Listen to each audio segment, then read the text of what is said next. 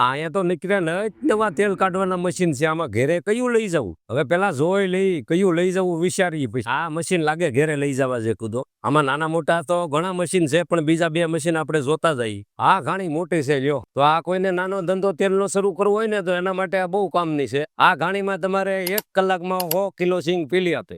આ થોડીક વિલાયતી ઘાણી છે. વિલાતી એટલે કે આમાં ફિલ્ટર થઈને તેલ બહાર આવે. તમારે અલગથી ફિલ્ટર કરાવવાની માથાકૂટ જ નહીં કરવા. આપણે એમાં દાણા નાખીએ, પછી તેલ કાઢે, પછી આપણે પાસ કરીએ. એટલે ભાઈ દાણા લાવો ને, અમારા ઘાણીવાળા છે તો બહુ હોશિયાર. આ તપેલી ભરીને દાણા આપી જાય. આપણે લાઈવ ડેમો જોયા પછી જ મશીન લેવાનું છે.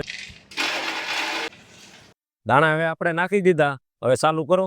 એટલે તેલ ભરવાનું કઈક વાસણ લાવો ને, હેઠું ઢોળા આવ નીસોવીને કાઢી નાખે તેલ. આ મશીન ચાલુ છે, પણ આમાં બિલકુલ અવાજ નથી આવતો. આ મશીન ની અંદર કલાકે 35 કિલો મગફળીના દાણા તમારે પીલી નાખ ને. ફિલ્ટર ની કેપેસિટી છે 40 કિલો. આ મશીન નાનું છે, ઘેરે મૂક્યા છે.